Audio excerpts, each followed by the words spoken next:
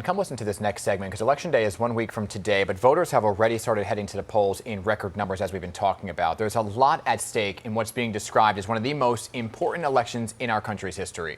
And aside from the pandemic, the economy, healthcare, and calls for criminal justice and police reform, all top priorities for many voters, and who better to address all of those and many more other than author and scholar Dr. Michael Eric Dyson. Doctor, thank you so much for being with us this morning. Thanks for having me. Of course. So first, we have to talk about this developing national story we've been following, the latest fatal police shooting of an African-American man in Philadelphia, which of course touched off some violent protests there. The victim, 27-year-old Walter Wallace Jr., that man was shot and killed while armed with a knife. This is one of the topics you have been covering here. In terms of the reckoning for race relations here in America, given everything we've been through, as well as these recent police shootings, do you think we are ready to have an honest conversation about race? Yes, so I think we have to have a serious and open conversation about race, and an honest one that confronts the history and legacy of inequality in this country and the persistent injustice that is revealed during these kinds of interactions. Often African American people are unarmed.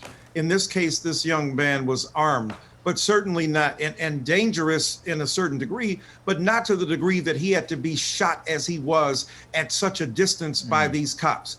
That set off again the enormous outrage of an African-American community that feels under siege when it sees videos of white people wielding machetes running after cops who are running away from them, or white people who commandeer a cop car, get in it, and then take off. Why is it that de-escalation and restraint are deployed with white people who are potentially extremely violent, and yet not the same consideration given to African-American people? Yeah. If we are to have an open, honest conversation in America about race, we've got to address these kinds of contradictions. An open and honest conversation about race. I think most people would say, well, haven't we been talking about this since, I don't know, maybe the civil rights movement? But there seems to be something different now, sir, right? You know, ever since maybe George Floyd, and I'm white, obviously, you know, people open their eyes to the fact of looking at George Floyd, seeing what happened there, that really was an awakening for so much of this country. Yes. No, I think that's a great point. But how you began is quite interesting, right? When you say, well, people say, well, darn, haven't we been speaking about race not only since the civil rights movement, perhaps since the Civil War and before, when we were talking about the status of slavery or free states that were free to enslave African-American people. And then some people say, well, dadgum, if you weren't listening then, what's going to make you listen now? Right. And potentially, if you're reckoning with race now, what guarantees that we won't go to sleep again? So I think it is extremely important, however, to say something different happened. We reckon with race in a different way. The outpouring of white and non-African American people to join with black people in the streets was a hearty and uplifting sign that we were finally coming to grips with some serious and persistent obstacles in this country. Yeah. Doctor, you did a interview recently and you mentioned weaponizing ignorance. I think that is profound and something in and of itself that we can certainly lament on. But when you talk about what that does and how that can lead to racial ideals that then leads to radicalization, that could lead to the fracturing of all these opinions and the polarization of a lot of these opinions and what we've seen now play out in 2020, to Dan's point, what can we do to reset from this point to really reckon with racism? Yeah, well, I have to keep you with me by my side to make certain that I articulate it as eloquently as you did. But that weaponized ignorance is real. That is to say that people on the internet get radicalized, like a Dylan Roof, who believes that black people are killing white people in volumes and masses that are just not true. And then when they take that evidence, like QAnon, or some of these militias out here who have done extraordinarily violent and devastating things, or plotted to kidnap a governor in Michigan and one in Virginia.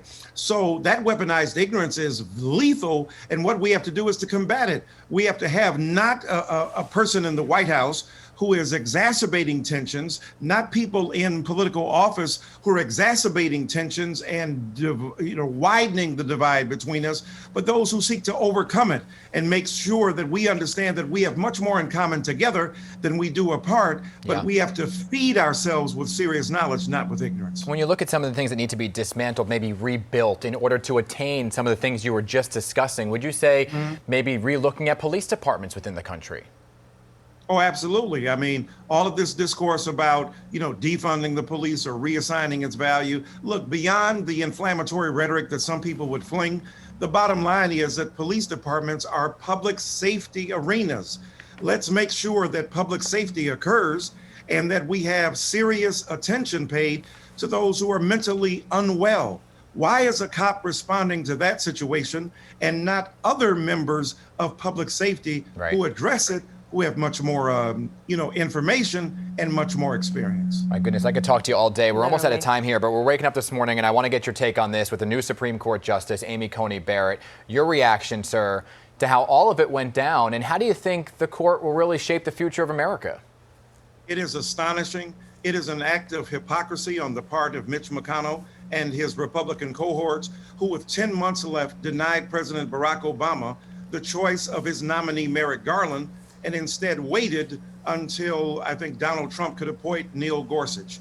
So the reality is their chicanery, their shenanigans have proved to be wrong for the country. Isn't it interesting that Republicans who constantly rail against Colin Kaepernick for taking a knee, calling him un-American, have exhibited the most profound anti-patriotic viewpoints that undercut democracy for all? They have placed their party above their country, partisanship above uniting the country. And now a supermajority of 6-3 on the Supreme Court, which is not good for real radical democracy in this country. And if Joe Biden and Kamala Harris succeed in their attempt to take the White House, they have to seriously consider packing that court to restore order to the scales of justice in this country.